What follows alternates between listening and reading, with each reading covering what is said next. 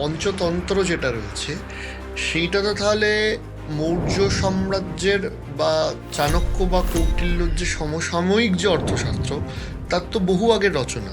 না, অর্থশাস্ত্রের তত্ত্বগুলোকে নিয়ে ভারতবর্ষে একটা স্টোরি টেলিং ভার্সন হয়েছে। অমর শক্তি বলে একটা রাজা ছিল, তার 3 ছেলে ছিল, বসু শক্তি, উগ্র শক্তি, অনেক শক্তি। একদম পড়াশুনো করে না, মাথায় বুদ্ধি নেই। তো বিষ্ণু শর্মা এলেন, একটা অদ্ভুত কথা বলল, অর্থশাস্ত্রের ইম্পর্টেন্সটা বুঝতে পারবেন। এবার আপনি প্রশ্ন করতেই পারেন, এই ছেলেদেরকে, বাচ্চাদেরকে কেন আমি রাজনীতি শেখাবো, বা আমি এই পঞ্চতন্ত্র অর্থশাস্ত্র আমার কেন দরকার? আপনি যে অন্য একজন দুষ্ট লোকের চক্রে পড়ে যাবেন না, তার কি কোনো গ্যারান্টি আছে?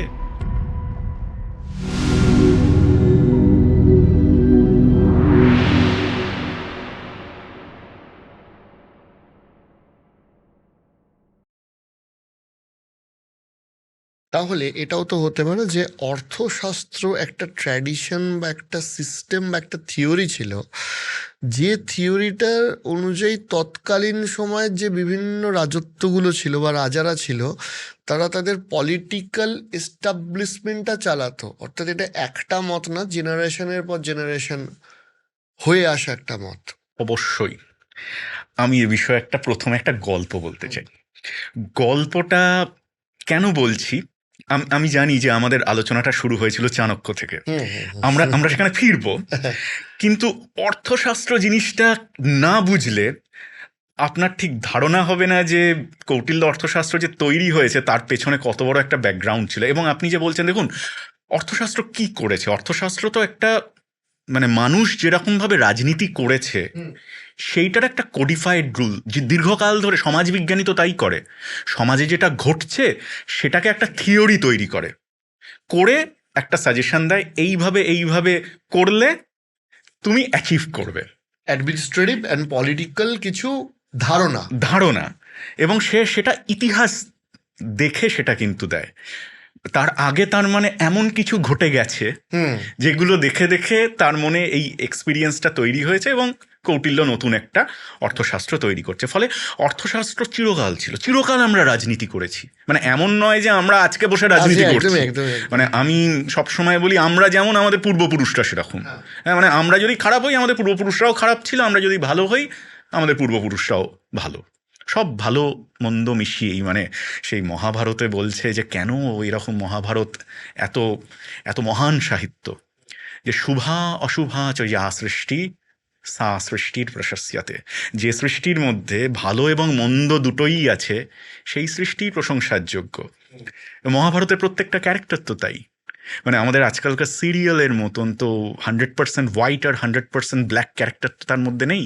আমাদের প্রত্যেকের মধ্যেই ভালো মন্দ সব রকম গুণ আছে। তো আমাদের পূর্বপুরুষের মধ্যেও তাই ছিল, রাজনীতির মধ্যেও তাই ছিল। যেমন মজার ব্যাপার হচ্ছে, অর্থশাস্ত্রে কি কি ছিল, আমি সব সময় অর্থশাস্ত্রটা তো হঠাৎ করে যদি আমি আপনাকে এরকমভাবে অর্থশাস্ত্র বলতে শুরু করি, আপনি ঘুমিয়ে পড়বেন। স্বাভাবিক, এটা একটা মানে দীর্ঘদিনের একটা ট্র্যাডিশন থেকে আমরা পড়েছি, পড়ে পড়ে আমি আপনাকে অর্থশাস্ত্র যদি এখন আমি বোঝাতে চাই আমরা বুঝতে পারবো না। কিন্তু মজার ব্যাপার হচ্ছে, অর্থশাস্ত্রের তত্ত্বগুলোকে নিয়ে ভারতবর্ষে একটা স্টোরি টেলিং ভার্সন হয়েছে। মানে গল্পের মাধ্যমে আপনি অর্থশাস্ত্রকে বুঝবেন। এবং সেটা কি, সেটা আমরা সবাই হয়তো জানি, পঞ্চতন্ত্র হিতোপদেশের গল্প ছোটবেলা থেকে আমরা পড়েছি। কিন্তু পঞ্চতন্ত্র হিতোপদেশটা আপনি খেয়াল করুন, আমি সবসময় বলি যে পঞ্চতন্ত্র হিতোপদেশ তৈরি হয়েছিল কেন? তৈরি হয়েছিল কারণ আপনি তার ভূমিকায় একটা ছোট গল্প আছে, যে দাক্ষিণাত্য দেশে মহিলারোপ্য নামে একটা নগর ছিল, এবং সেখানে অমর শক্তি বলে একটা রাজা ছিল। মানে খেয়াল করে দেখুন, অমর শক্তি মানে শক্তি কেন, মানে তার তার শক্তিতে তিনি অমরতা লাভ করেছেন। কিন্তু তার 3 ছেলে ছিল, তারা হচ্ছে পরমা দুর্মেধা, একদম এই সংস্কৃত শব্দ ব্যবহার করছে, পরমা দুর্মেধা, একদম পড়াশুনো করে না, মাথায় বুদ্ধি নেই এরকম। এবং তাদের নাম কি? বসু শক্তি, উগ্র শক্তি, অনেক শক্তি। বসু শক্তি মানে কি? বসু মানে পৃথিবীর নাম বসুন্ধরা, তার মানে ধনসম্পদ যার মধ্যে আছে। তো ধনসম্পদই হচ্ছে যার শক্তির উৎস, সে হচ্ছে বসু শক্তি। উগ্র শক্তিকে, উগ্র শক্তি হচ্ছে যার ব্যবহারের উগ্রতা হচ্ছে তার শক্তি। মানে আমরা যেরকম খুব খারাপভাবে যে লোকটা কথা বলে তার কাছে তো আমরা যেতে ভয় পাই, কিন্তু সে তার ঝগড়া করে সমস্ত কিছু জয় আদায় করে করে নেয়, না। আদায় করে নেয়। আর ৩ নম্বর ছেলের নাম হচ্ছে অনেক শক্তি। সে কি করে না, যখন ধনসম্পদ দরকার হয় তাই দিয়ে উনি শক্তি প্রদর্শন করেন, যখন উগ্রতা দরকার হয় তখন উগ্রতা দিয়ে শক্তি প্রদর্শন করেন। তো এইরকম একটা পরিস্থিতিতে রাজা খুব চিন্তায় পড়ে গেলেন যে এরা তো কিছুই জানে না, রাজকার্য জানে না, অর্থনীতি জানে না, এরা রাজনীতি জানে না, এত বড় আমার রাজ্য কি করে সুখ দেবে, সামলাবে কি করে। তো অনেক ডিসকাশন আছে, তো সেখানে উনি মন্ত্রী পরিষদ ডাকলেন। উনি দেখে বললেন, এই যে আমার মন্ত্রী পরিষদের মধ্যে এত এত মানুষজন আছে, আমার এই এত বড় প্রবলেমটাকে সামলাও। তখন সেখানে সুমতি বলে এক পণ্ডিত মন্ত্রী ছিলেন। সে মন্ত্রী এসে বলল, হ্যাঁ একজন আছে, ৮০ বছর বয়স, ছাত্র সংসদী লব্ধ কীর্তি, মানে স্টুডেন্ট ইউনিয়নে লব্ধ কীর্তি নয়, ছাত্র সংসদ মানে হচ্ছে ছাত্রদের মধ্যে যে পপুলার, তার নাম হচ্ছে বিষ্ণু শর্মা। তাকে যদি তোমার ছেলেদেরকে দিতে পারো, রাজাকে বলছে, তাহলে হয়তো একটা গতি হতে পারে। তো বিষ্ণু শর্মা এলেন, বিষ্ণু শর্মাকে ডেকে পাঠানো হলো। রাজা বলল যে তোমাকে এই দিচ্ছি ওই দিচ্ছি, তুমি আমার ছেলেদেরকে রাজনীতি শেখাও।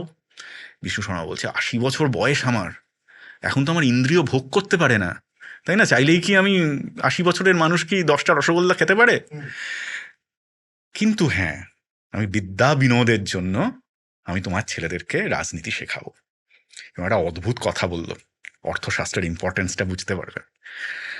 বললেন, যদি মাস ও ষটকে না, যদি ৬ মাসের মধ্যে তার নীতিশাস্ত্র জ্ঞান না করোমি, এদেরকে নীতিশাস্ত্রে পারদর্শী না করি, নীতিশাস্ত্র রাজনীতিশাস্ত্র, তদা স্বনাম পরিত্যাজামি, নিজের নাম পরিত্যাগ করব।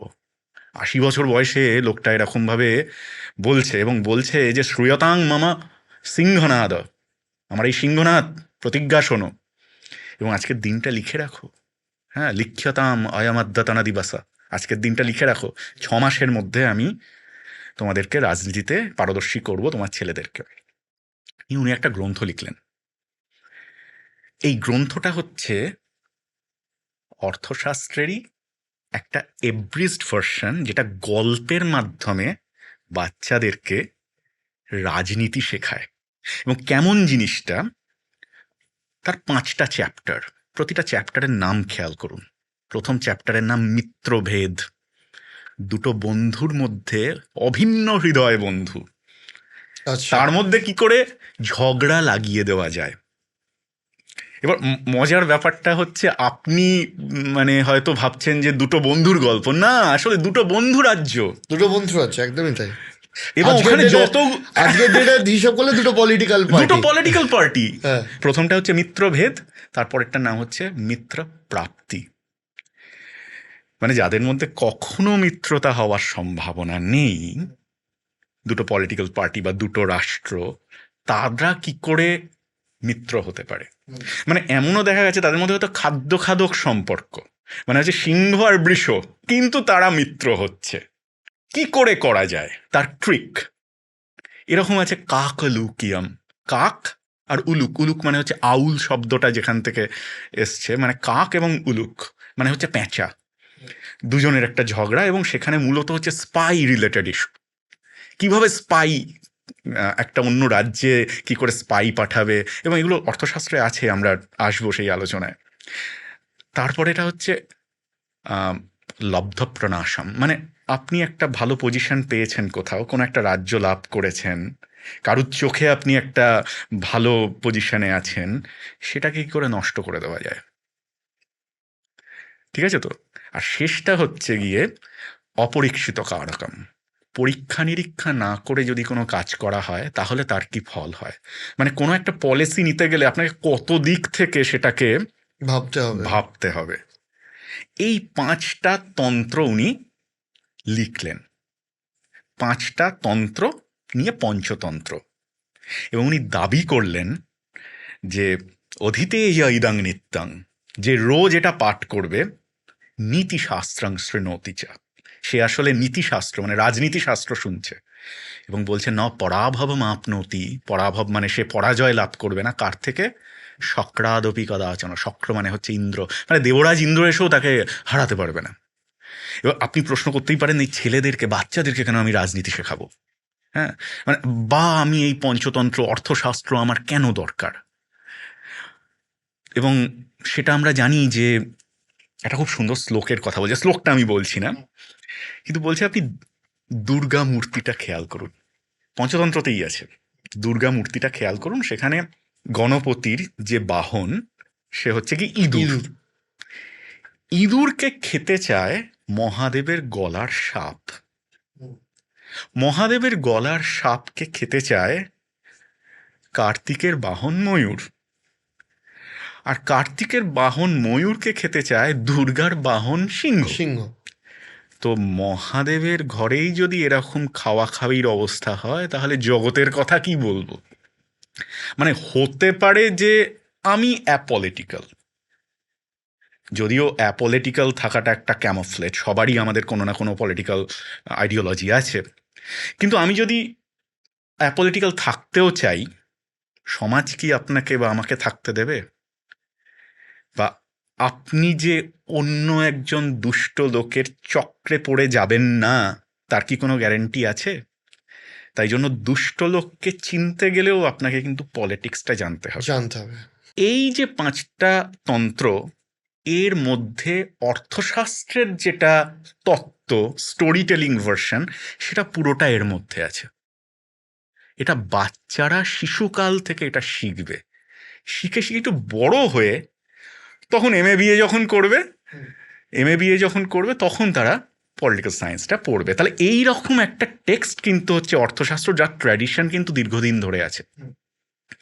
এইটা কিন্তু কৌটিল্য লিখেছে, এবং এটা কিন্তু ছিল এই যে পঞ্চতন্ত্র যেটা রয়েছে, সেইটা তো তাহলে মৌর্য সাম্রাজ্যের বা চাণক্য বা কৌটিল্যর যে সমসাময়িক যে অর্থশাস্ত্র, তার তো বহু আগের রচনা। না, কৌটিল্যের অর্থশাস্ত্রের এগুলো পরের রচনা, কারণ পঞ্চতন্ত্রের শুরুতেই কিন্তু বিষ্ণু শর্মা একদম পরিষ্কারভাবে স্বীকার করে নিচ্ছে যে উনি কৌটিল্যের অর্থশাস্ত্র, উনি বিষ্ণুগুপ্ত নামটা ব্যবহার করছেন, ওখান থেকে পড়ে, ওখান থেকে তত্ত্ব নিয়ে এবং মহাভারত বা অন্যান্য জায়গা থেকে নিয়ে আলটিমেটলি এটা উনি তৈরি করছেন। তার মানে আমি আপনাকে কেন এইটা বললাম, যে আমি যদি ঝট করে আপনাকে অর্থশাস্ত্র কি এক কথায় বোঝাতে চাই, আমি বোঝাতে পারবো না, কিন্তু এই স্টোরি টেলিংটার মাধ্যমে আপনাকে 5টা চ্যাপ্টারের নাম বলে আমি কিন্তু একটা ধারণা দিয়ে দিতে পারলাম আপনাকে যে অর্থশাস্ত্রের মধ্যে আসলে সোজা পথ নেই। হ্যাঁ, এবং সোজা পথ নিয়ে থেকে বড় বিষয়, এটা বেসিক্যালি ভারতবর্ষের তৎকালীন সময়ে চলে আসা একটা পলিটিক্যাল থিওরি। একদম তাই, যে রাজ্য এবং পলিটিক্স, অর্থাৎ অ্যাডমিনিস্ট্রেশন অ্যান্ড পলিটিক্স আমি কিভাবে পরিচালনা করব, দরকার হলে কূটনীতি কেমন করে প্রয়োগ করব, কেমন করে প্রচার করব, কেমন করে স্পাই নিয়োগ করব, এই সবটা